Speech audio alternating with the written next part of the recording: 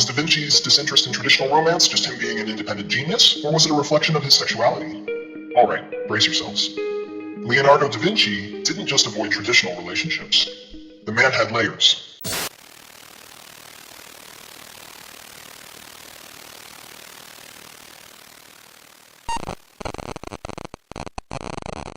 Now, I feel Leonardo, alright?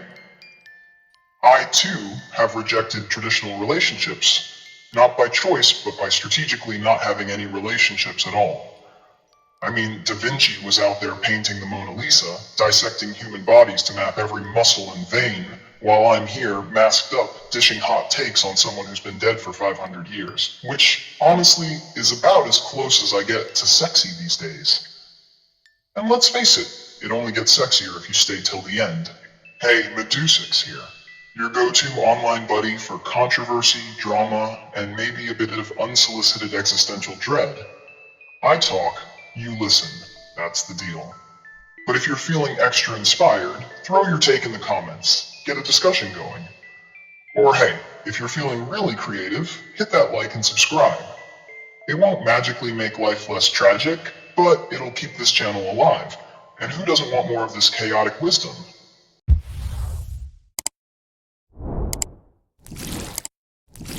So, as I promised in my science versus religion video, here's the one I hinted at, the love life of Leonardo da Vinci. Or, well, his lack thereof. And yeah, if you guys like this video, we're making it a series. History's strangest geniuses who didn't give a damn about love, or maybe just preferred their apprentices over marriage. So, what's the deal? Was Da Vinci's disinterest in traditional romance just him being an independent genius, or was it a reflection of his sexuality? Alright, brace yourselves. Leonardo da Vinci didn't just avoid traditional relationships. The man had layers, like an ancient Italian onion. Part of it was probably his unorthodox sexuality.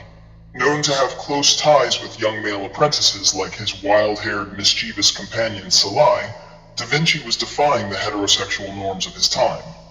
But let's be real, this wasn't just about who he liked. Leonardo's mind was all about dissecting life, literally and metaphorically. Love, romance, for him, that was a distraction. The man was out here trying to crack the secrets of nature, decode divine mechanics, and sketch inventions centuries ahead of his time.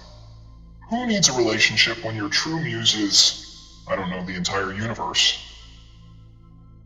Da Vinci didn't play by anyone's rules, and his lifestyle choices were no exception. Look at the Renaissance period. Love and marriage were usually about securing alliances and wealth, not the kind of soul-stirring connection we romanticize today. But Leonardo, he wasn't interested in either. It's like he knew he was beyond all that, more devoted to his own mind than any societal norm could demand. A survey today might tell you 40% of people believe that relationships make you complete. For Leonardo, that was all noise. He was working on something much bigger, understanding the core mechanics of the world. Sure, he flirted with unconventional relationships, like that weirdly intense bond with Salai, but he never bothered with the full commitment. If we dive into his life, you'll see Da Vinci's work as his real partner. His notebooks are filled with sketches of anatomy, inventions, and questions about the nature of the soul. Not a single love letter or romantic confession. Some historians even say that for him, romantic love would have been like getting chained to mediocrity. Because really, who's got time to pine over a partner when you're figuring out aerodynamics 500 years before anyone else even thought about flying? For a guy who studied everything from optics to hydraulics, he understood that life is short, and distractions are for the weak. Biographers argue that he saw romance as a trivial pursuit. There are researchers out there like Sigmund Freud who tried to psychoanalyze Da Vinci, claiming he was repressing desires. Freud even wrote a whole paper in 1910 suggesting Da Vinci's intellectual brilliance was tied to a sort of sublimated sexuality. Because obviously, if you're not romancing a person, you must be romancing your brain, right? The irony is that people today still obsess over Leonardo's sexuality and relationships as if that could explain his genius. To add more fuel, we have records of da Vinci's arrest in 1476 on charges of sodomy involving young men, though he was released without conviction. Some say this public accusation could have intensified his reclusive nature. He wasn't interested in proving himself to society's narrow views, so he withdrew further, focusing on his art and sciences, channeling all his passion into knowledge instead of people. Today, psychologists might say he chose self-actualization over social needs, a rare choice. According to Maslow's hierarchy, love and belonging come before self-actualization, but Leonardo? He skipped straight to the top. And if you're thinking, Medusux, why are you so hung up on love when you're the self-proclaimed relationship dropout? Well, good question. It's because I love life. Yeah, I'm romantic, but not for people, per se. I'm romantic for ideas, for existence itself. Call it twisted, call it sad, call it, I don't know, whatever you want. But that's the same kind of romance da Vinci had. His love wasn't for a person, it was for understanding, for truth. It's all the same passion, just directed somewhere infinitely cooler. And hey, there's a certain kind of dark humor in that, right? A guy spending his whole life studying veins, birds, and machines while the rest of us are out here swiping left.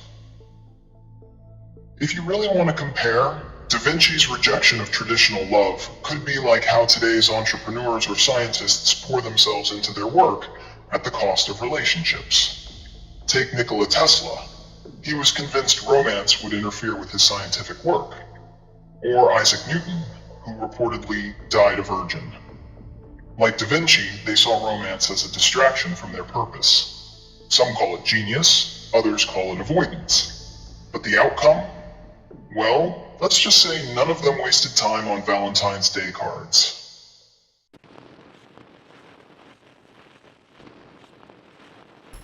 So that's it, that's Leonardo. Just a brilliant guy saying no thanks to love and focusing on dissecting eyeballs instead. Now here's where you come in. Tell me what you think. Genius, ascetic, or just a guy who found people kind of boring? Drop a comment if you've got a take. And stay tuned, because next time, we're diving even deeper into the strange minds of history's least romantic geniuses. Until then, enjoy the chaotic beauty of your own romantic catastrophes. And remember, sometimes rejecting love isn't the flaw, it's the superpower. See you in the next one.